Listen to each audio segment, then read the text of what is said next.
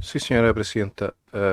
Creo que las indicaciones que han sido concordadas con el Ejecutivo van en la línea de asegurar un cierto, o sea, un control judicial mínimo de las actuaciones del sistema sin por ello poner en riesgo la seguridad y el anonimato de sus integrantes. Así En es. ese sentido, agradecemos al Ejecutivo su disposición a aceptar nuestras inquietudes. Muchísimas gracias, señor presidente. Muchas gracias. Yo comparto la apreciación del diputado señor Kaiser porque además es un tema especialmente sensible y creo que se logró acordar una muy buena indicación. Se está terminando. Diputado Sánchez, está circulando de todos modos la indicación para quienes la puedan Gracias, señora adherirse si lo presidenta. estiman. Solamente para aclarar, muchas comunicaciones radiales están encriptadas cuando son privadas. Así es. Y para abrir ese lock, o sea, esa llave, si tú quieres, para saber qué es lo que efectivamente se dijo, necesitas un esfuerzo no menor. Lo que pasó con la máquina de Enigma, ¿te acuerdas de la película en la Segunda Guerra Mundial? Entonces tenés todo exactamente, Turing. Tenés todo un proceso para efectivamente develar qué es lo que se estaba comunicando por una frecuencia radial que era de abierta recepción, pero cuyo contenido estaba encriptado. Entonces, con esta cuestión más amplia, se permite efectivamente también o sea, tratar, no siempre es posible, pero tratar de abrir ese encriptamiento eh, para los fines que considere la Política Nacional de Inteligencia, ¿no? Y especialmente reconociendo que se sabe de dónde viene el origen, es decir, más o menos se tiene una idea de que la persona que está despachando esta información es un sujeto de interés. Ahora, con un sistema de encriptamiento muy complejo, siempre va a ser de interés. Gracias, diputado Kaiser. Sí, muchas gracias, señora presidenta. Quizás también me estoy refiriendo a ese artículo porque no veo el plazo de respuesta, tiene que haber un plazo máximo que sea muy, muy acotado para que efectivamente digamos así, la operación no fracase en razón de la burocracia judicial. Punto uno. Punto dos, respecto de la indicación que se presentó, dice, en caso de que la identidad de la o las personas afectadas por la medida, cuando se está pidiendo el allanamiento, señora presidenta, de un lugar, se está haciendo en razón de que uno tiene cierta sospecha de que en ese lugar existe algo de interés, ¿no? El hecho de que uno no conozca el nombre del dueño del lugar o de las personas que frecuentan ese lugar, eh, ¿cómo voy a explicar un negativo? O sea, ¿por qué no sé quién está?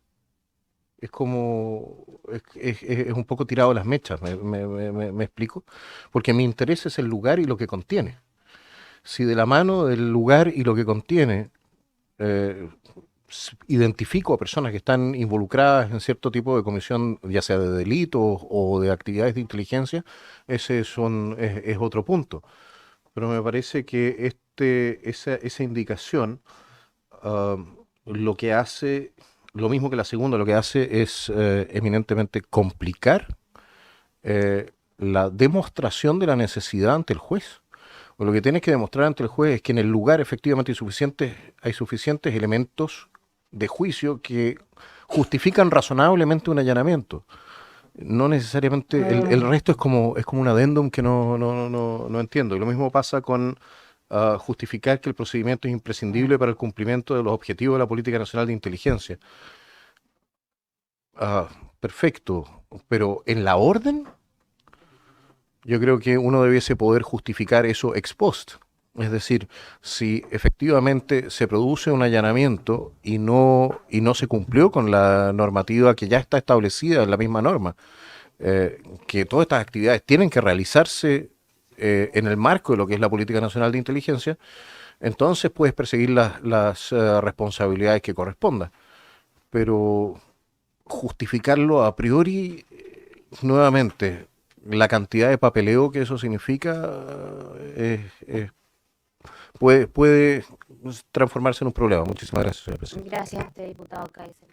Sí, señora presidenta. Eh, Me comunican que efectivamente desconocer la identidad no significa lo mismo que desconocer el nombre. O sea que en este caso, tendría que eliminarse de todas maneras el inciso, el último inciso, para que esto pudiese tener efectividad, ¿eso es correcto? Para cerrar, sí, para cerrar lo siguiente, creo que todo esto va a tener o va a ser complejo en la medida que nosotros no le pongamos un plazo a la Corte para responder a la solicitud, que es el 26, es decir, que tienes un plazo extremadamente acotado Mm. porque no te sirve para nada una orden de allanamiento que te la firmen 3 días después, o 5 días después, o 10 horas después. De hecho, creo que ahí podríamos conversar quizás con el Ejecutivo para llegar a alguna solución razonable. Am, ok, y el 5 en su totalidad. Ok, si me permite, después todavía hacer un pequeño comentario que tengo que aclarar algo. Muchas Y gracias. hacemos la propuesta. Muchas gracias, señora presidenta. Respecto del punto 5, efectivamente yo creo que se puede colocar a la organización de inteligencia en una situación en la cual no va a poder aportar todos los antecedentes que solicita la norma para conseguir la aprobación, en razón de que puede haber un número indeterminado de personas afectadas por la medida. Ejemplo de ello sería, por ejemplo, tratar de identificar o de interceptar comunicaciones en la barra de los de abajo, ahora que están metidos supuestamente por un caso ¿cómo se llama esto? Armamento y drogas, etcétera. Si tú vas entonces y lo que haces es interceptar todas las comunicaciones del blog durante un partido, es imposible reunir la información que se requeriría para ello. Es literalmente imposible. Y estoy dando solamente un ejemplo. El segundo punto es el siguiente. En el 6 dice fecha y duración del procedimiento solicitado que no podrá exceder 90 días, prorrogable por una sola vez por igual periodo. Si usted tiene, señora presidenta, si usted ha interceptado una fuente que es buena, esa intercepción o esa fuente usted la mantiene por todo el tiempo que sea posible. Es decir, si usted efectivamente, por ejemplo, tiene un aparato telefónico, usted no va a cerrar esa fuente por razones legales. Es decir, en la medida en que vaya dando información que sea productiva para la inteligencia, la va a seguir manteniendo, ¿cómo se dice? Pinchada. Entonces no tiene ningún sentido tener una operación de inteligencia que a los 180 días suspende definitivamente la acción, ¿no? Yo votaría en contra del 5 y el 6. Los dejaría fuera. Muchísimas gracias. Raga, tiene la palabra el diputado Kaiser y luego el diputado Moreira.